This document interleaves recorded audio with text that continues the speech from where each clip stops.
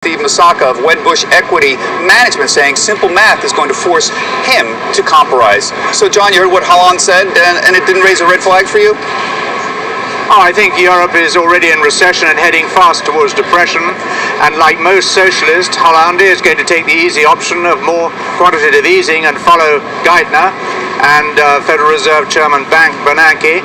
And in doing so, he will be supported by the Anglo-American elite that support debased money, Keynesian debased money, in the struggle against sound Austrian school money, led by Germany. So he will leave Germany. This will force Germany out of the euro, and even out of the euro and out of the European Union. I can see. So we're not going that far. That's pretty bold. We're just talking about right now whether or not we think that he's actually trying to give himself cover so he doesn't have to do everything that he promised to by saying Sarkozy actually left it far worse than what we thought. So let's talk to our other guest here. I think he'll do what he said. You think he is going to actually keep on spending away?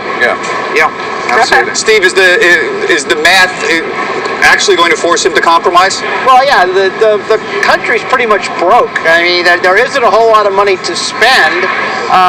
These tax proposals, it's questionable as to whether they'll even pass, because he's talking about raising rates on people making more than €1 million a year to 75%.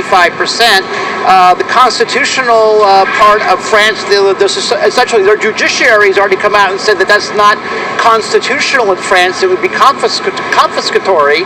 He's going to have trouble doing that. We've got parliamentary elections coming up in June. He's going to be probably sharing power with the communists, who are going to be putting a lot of pressure on him to do more, but I just don't know how he's going to be able to do it. And the first thing he does after being inaugurated, we hear now, is he flies off to Berlin to meet with Angela Merkel, and she has already come out and said, we are in favor of no changes whatsoever.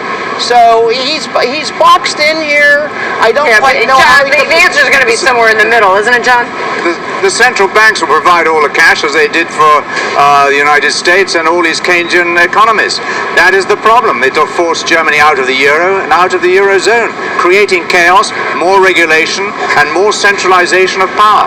It's a very serious situation, and is part of the great titanic struggle in the world over some money. Hollande's going to try to keep Germany in the euro. It's a rather strange scenario you set up here, John. Well, this is the problem, though.